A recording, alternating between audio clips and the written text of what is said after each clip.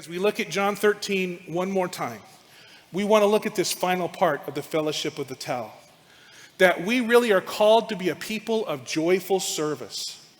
And joyful service is more than just being successful in life.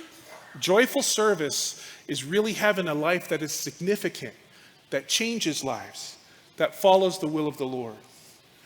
There's been a lot of ideas out there about what success really is. I read this from somebody this week. I thought it was kind of interesting. Somebody described success this way. At age 4, success is not peeing your pants. At 12, success is having friends. At 16, success is getting your driver's license. At 25, success is having a job. At 35, success is marriage and a family. At 50, success is having money. At 60, success is having money. At 70, success is having a driver's license. At 75, success is having friends. And at 80 years of age, success is not peeing your pants.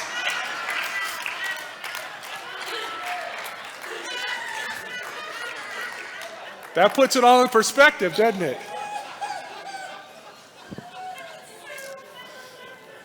So, let's continue. Let's continue today. Let's continue our reading in John 13. If you have your Bibles this morning, I hope you'll open it up to John 13. And Dan, where are you? Dan does. He's going to help me a little bit too. If you do not have a Bible, raise your hand and we will give you one. And you can take it home with you if you don't have one. Dan, where'd you go? Over there. Hey, Diane, maybe you can help me over there. Right, the Bible's on the chair. There's a couple over here that don't have them. If you do that for me, maybe in the other Dan, second Dan will help you as well too. Thanks very much. All right. We have looked at all different parts. Over here, there was a couple people that didn't have a Bible. Raise your hands, ladies. There you go. Dan's coming. We've been looking at this one particular chapter now for 3 Sundays. Jesus has been washing the feet of his disciples. He's been dealing with his denier. He's been dealing with the one who's going to betray him. And now he talks about what we do with the life that God has given to us. What a powerful passage of scripture we look at this morning. John chapter 13, verses 31 through 35. When he was gone, Jesus said, talking about Judas, now the Son of Man glorified, and God is glorified in him. If God is glorified in him, God will glorify the Son in himself and will glorify him at once. And now Jesus gets to the nitty-gritty here in verse 33. My children, I will be with you only a little longer. You will look for me. And just as I told the Jews, so I tell you now, where I am going, you cannot come. A new command I give to you. Love one another. As I have loved you, so you must love one another. By this, all men will know that you are my disciples, if you love one another. And what John 13 is, it's a great example of the love of Jesus Christ. He does what a servant should have done. He did what the lowest in the room should have done. He washes the dirty, smelly feet of his disciples. So let's take a moment here today and let's look again at Jesus' example, at his example. We've been talking now about the scene in the upper room for a couple of weeks now.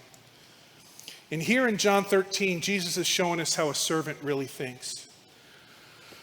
We've been talking about the fact that it is the Passover meal. It is the Last Supper. Jesus is going to walk out of that upper room. He's going to go to the Garden of Gethsemane. He's going to begin to pray. Judas is going to come, and it all breaks loose. He goes to the cross. The disciples don't know what's going on. They don't know what's happening. They are confused. They are scared. They are wondering what is happening. Jesus knows what's going to happen, yet he's filled with all kinds of emotions as he prepares for the cross. And in the midst of everything that everybody is feeling around that table in the upper room, what does Jesus do? Jesus, he becomes a servant, and he washes the feet of all of his disciples. Talked about this last Sunday. If I'd been Jesus, I would have said, okay, I'm going to wash 10 of your feet. Peter and Judas, no way, because I know what you're going to do to me. But Jesus doesn't do that. He washes all the feet of his disciples. And he tells them, I am the Son of God, but even still, I am here to serve you. And folks, what Jesus is talking about here in John 13, he's talking about the invitation to this life of joyful service as well. I was thinking this week, what would the church be like without all of our volunteers, without all of our helpers, without all of our ministers, without all of our servants? The quality of any church really is dependent upon the quality of its people. And here in our passage today, in verses 31 through 35, Jesus adds another critical element to this fellowship of the towel and what our service is all about. It's that a heart of service, a heart of servanthood, grows from our love for God and our love for one another. The example of Jesus is powerful. Still hard to get away from this. I don't know how many times I have read John 13 over these last 20, 25 years, but to think what Jesus did, wrapping the towel around his waist, washing the feet of his disciples, doing what somebody else should have done, it is a powerful, powerful example and model to us. And that really leaves us with a challenge today. A challenge when we think about how to put John 13 into practice.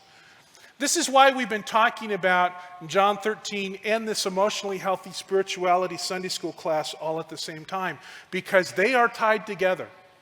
The way we serve is often tied into how mature we are emotionally and spiritually. Unless you have had a profound experience of being loved, it really is hard to express profound love for one another. Get that today.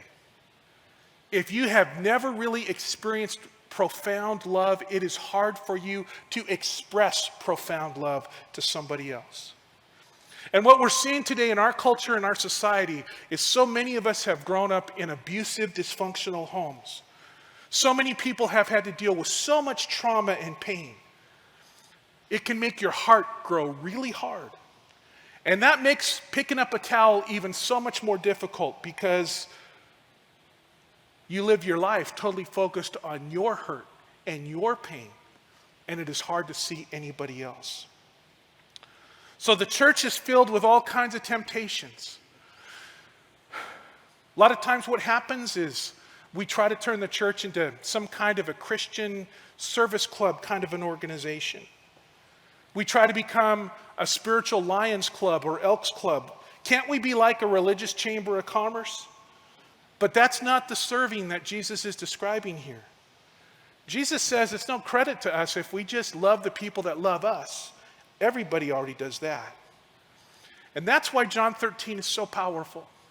Because the example and model here in this chapter is of a chapter where Jesus does something supernatural, that there is a supernatural move of God when Jesus picks up that towel and washes the feet of his disciples. And then Jesus tells us to go and do likewise. I read a story a couple of weeks ago from a pastor, a friend of mine, Mark Buchanan. Talked about a lady in his church named Wanda. She called the church office one day, like it happens in many churches. Hey, can I meet with a pastor? My life is falling apart. I don't know what to do. Can I meet with a pastor? So Mark said 2 pastors met with Wanda that day. And Wanda sat down with them in one of their offices, and she just began to pour out her heart and tell about the incredibly difficult, hard, harsh life that she has lived. One of the pastors thought to himself, this reminds me a lot of the woman at the well in John chapter 4. When Jesus met the woman at the well, he offered her living water, and it changed her life. And so the pastor just simply looked at Wanda and said, Wanda, would you like to have this same kind of living water that the woman at the well had? Wanda looked at the pastors and said, oh yeah, I want that. And so Wanda prayed, she confessed, she repented, and she surrendered her life to God. The next Sunday, Wanda came to church. She was the first one there. And where do you think Wanda sat? Not in the back where all the good Christians sit. She sat in the very front row. And she got into it. jumping up and down, hands screaming. She thought it was a great concert. Next Sunday, Wanda brought a friend. And where did they sit? Front row. Mark preached on servanthood that day. And his main point was that if you've tasted the love of Jesus Christ, you're going to want to serve too. It was Communion Sunday, just like it is in our church here today. And so he asked his servant leadership team to come to the front to help. But it was a holiday weekend too. There was only 2 people on that servant leadership team that were at church that day. Only 2 people to serve communion. All Wanda heard was the word servant. If you've tasted the love of Jesus, you'll want to serve. So what does Wanda do from the front row? She walks right up to the communion table to help the other servers. Pastor Mark is sitting here just like me. He looks down, takes a real deep breath. Oh boy, what do we do now? And then he was reminded of Luke chapter 7, when a sinful woman washed the feet of Jesus Christ. When you have been forgiven much, you love much, don't you? And do you remember the question that Jesus asked the Pharisee that day? Do you see this woman? Do you see this woman? So Mark walked down to the communion table, whispered in Wanda's ear, "Hey Wanda, since this is your first time doing this, mind if I help you?" And Mark and Wanda served communion that day. Nobody turned away. Everybody saw her. And the church said it was the most sacred communion service they'd ever had together as the family of God. And folks, here's what I want you to catch today. Here's what Jesus is trying to teach us here in John 13. Here's the good news of the gospel for us today. Joyful service doesn't begin by saying, I've just got to try harder. I got to do better. I got to act nicer. I have to be less selfish. Where does joyful service start? It really starts by getting your eyes off of yourself, because Jesus is the master servant, and getting our eyes upon him. And Wanda was really right. We will never give ourselves to something bigger than ourselves if all we ever see is ourselves. Years ago, I heard Stuart Briscoe about talking with a new attender at his church. The conversation started with the way all of our conversations start when we don't know somebody very well. What do we say? What do you do? What do you do for a living? So Stuart comes up to this new guy in his church and he says, "Hey, what do you do for a living?" And this guy replied with one of the greatest replies, one of the greatest answers of all time. What did he tell Stuart? "I am a servant and follower of Jesus Christ, cleverly disguised as a public high school teacher."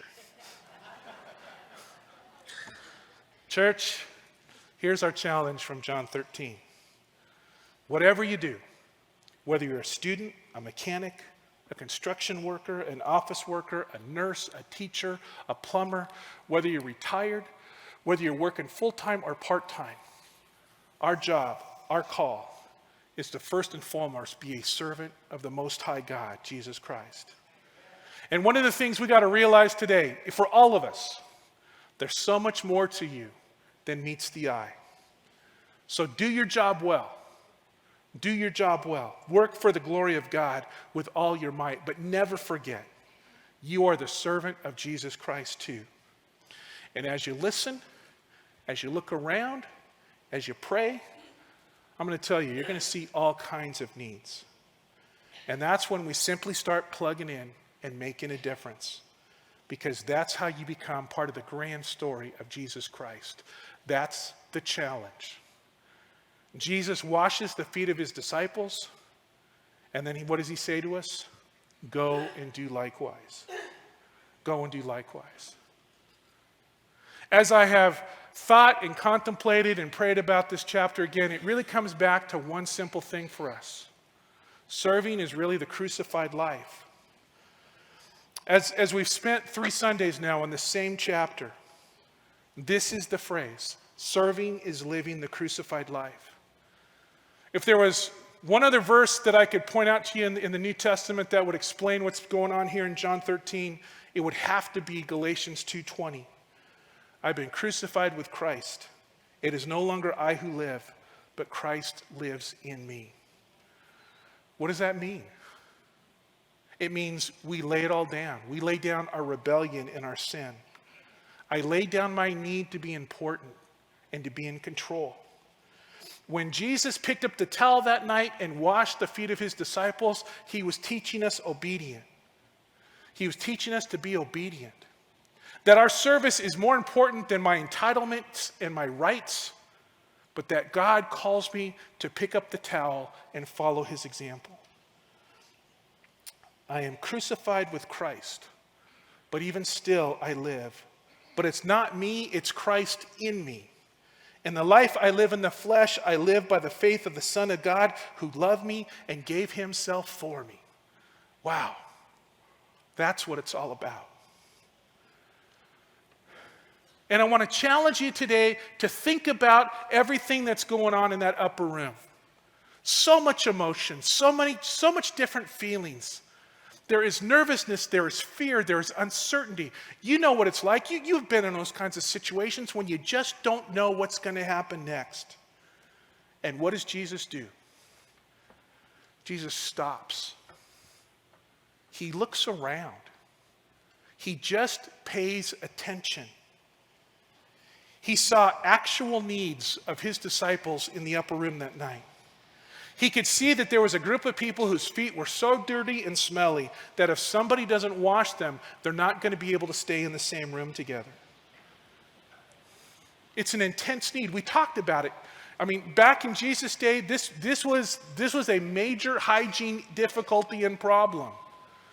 And the person who was at the lowest level, the youngest person, the least experienced, the one who didn't know any better, they were the one who was called to wash feet. It's an intense need. So Jesus takes the actual feet of his disciples in his hands, and he takes actual water, and he scrubs away the actual smell and the actual dirt of his disciples. Hey folks, this is John 13 in a nutshell. What is servanthood? What is serving? What is this all about? It's actually getting in there and doing something. Sometimes we get this idea that we've kind of graduated from certain jobs. You know, I've been in the church long enough. It's time for somebody else to do this. You know, my kids are grown. I'm a grandpa now. I shouldn't have to do diapers anymore, right? I shouldn't have to do bodily fluids. Man, when I was in high school for 3 years, I was the church janitor. I was the church janitor of my home church, and for 3 years, I cleaned those disgusting church bathrooms. And we had bathrooms all over our facility. Now that I'm a pastor, I shouldn't have to do that, right? I've graduated from that. But then Jesus picks up a basin and a towel, and he shows us what the truth really is. Shane Claiborne once said, "Everybody wants a revolution, but nobody wants to do the dishes. Community is about doing the dishes." And so many times in the church, we want to do these big dramatic things that catch people's attention. Jesus is telling us in John 13, don't miss the basic ways people need to be loved and cared for. Don't miss the basic ways people need to be cared for. Don't miss the basic ways people need to be loved. It's what living the crucified life is all about. And here's what makes John 13 so hard for us today. Ministry in the name of Jesus Christ is meeting the needs of others, whether your needs are met and whether or not you feel overqualified or underqualified. I'll just tell you, just as a personal example, when you are called to serve in the name of Jesus, there's going to be things that Jesus is going to show you that feel way beyond your capacity. And sometimes he's going to show you things that feel way beneath your capacity. And that's the hard thing about this fellowship of the towel. We don't define what the service is. Jesus does. We don't define it. Jesus does. And Jesus is calling his followers here in John 13 to a serving, crucified kind of life. And it's more than having your needs met. It's deeper than having your rights and benefits met. It's more than just living a comfortable life. It's deeper than doing something meaningful. You know what Jesus is calling us to here in John 13? He's calling us to be his church. And that means we got to be a healthy community. It's picking up a basin and a towel, and it's looking for ways to be his hands and feet in a very dirty, broken, dysfunctional world. And I want to tell you, you spend your life serving in the church, sometimes it's going to be honored and recognized. Sometimes people say thank you, but a lot of times they don't. And if you're looking to serve so you can get some distinguished service award someday, if you're looking to serve because you want some kind of trophy someday, if you're looking to serve for somebody to pat you on the back and say thank you, you're a great disciple of Jesus Christ, you're doing it for the wrong reason. Because most of the time when we serve, it's not even recognized. People don't even see it. But you know who does? Jesus does. Jesus does. We live in a world today that is looking for acclamation. We live in a world today that's looking for awards. We live in a world today that's looking to be patted on the back. Jesus is telling us, pick up a basin, pick up a towel, change that diaper, work in that nursery, help on Wednesday nights with caravans. Help your neighbor. Go out of your way for somebody else and don't even expect to be thanked. Wow, that's just not American. But that's spiritual. J. Oswald Sanders, years ago, wrote one of the classics. The title of the book was Spiritual Leadership. This was his quote: "The true spiritual leader seeks to put more into life than he hopes to take out of it." The true spiritual leader seeks to put more into life than he hopes to take out of it. See, if you're looking for this to be fair, if you're looking for this to be even, it's not going to work for you. John 13 is not going to happen. There's a lot of times that I'm doing premarital counseling or counseling with couples, and they'll come up to me and you know, there's all this talk about, I just want things to be even. I want things to be fair. And I'm thinking in the back of my head, what world did you grow up in? Because marriage isn't about fair. I mean, it's each person doing 100%, and hopefully God does something with that and it all comes together. This whole thing it's not even, it's not fair. A couple weeks ago, we're here and we're working and we're getting ready for Diana French's memorial service. And I look out, and there's Dave Apple with a bucket and some soap and a sponge, trying to clean off the front windows all the stuff that the ravens have left for us over this summer. That was a dirty job. Nobody asked him to do it. But why did he do it? Because he wanted his church to look good. He wanted his church to be an example. He wanted this building to look like a good place. There are times I'll walk around this place and just see people doing all kinds of things. The other day I was watching Leo and Henry just mowing the grass out here, 102 degrees, and they're out mowing the grass so our church would look nice. There are people that have gone into surgery. You go and you bring them a meal. Over these last couple months, Marianne Cole has been taking Dick Osborne to, I don't know how many times that he's had to go to dialysis. And she's been there. And Dick is hanging on for his life as Marianne drives through Apple Valley, getting him there on time. There's a lot of things that go on here that are not recognized, that you don't get a crown for, that you don't get a prize for, you don't get a robe, you don't get that trophy. You don't get it now. But Jesus sees what you're doing. The true spiritual leader seeks to put more into life than he hopes to take out of it. We don't keep score. We don't keep track. We don't get stuck on whether or not this is even, whether it's beyond what I should do or below what I should be doing. We just get in there. You know, one of the things that is really interesting for me is, do you have any idea how these chairs get set up every week? It just doesn't happen. Just don't blink our eyes and they happen. But every Saturday morning for the last 10 or 12 years, the guys meet together here at 7 a.m. for Bible study. And when it's done, we come in here and we set the chairs up every week. And when this service is done, many of you stick around and we take half of the chairs down for the Spanish service. And then when that's done, the Spanish people put everything away so the teens can come in here on Wednesday night and have some games and fun. And then on Saturday, we turn it around and do it all over again. Nobody's looking for rewards. Nobody's looking for a pat on the back. It's just how we have been called to serve. We live in a culture that is looking for acclamation. We live in a culture today that wants to be rewarded, that wants to be thanked.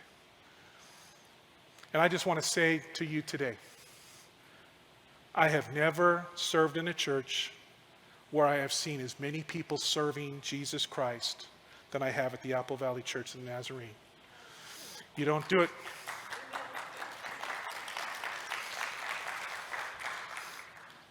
Good. Clap for yourself. That's good. I've never seen that before. But it speaks well about this whole idea of the fellowship of the towel.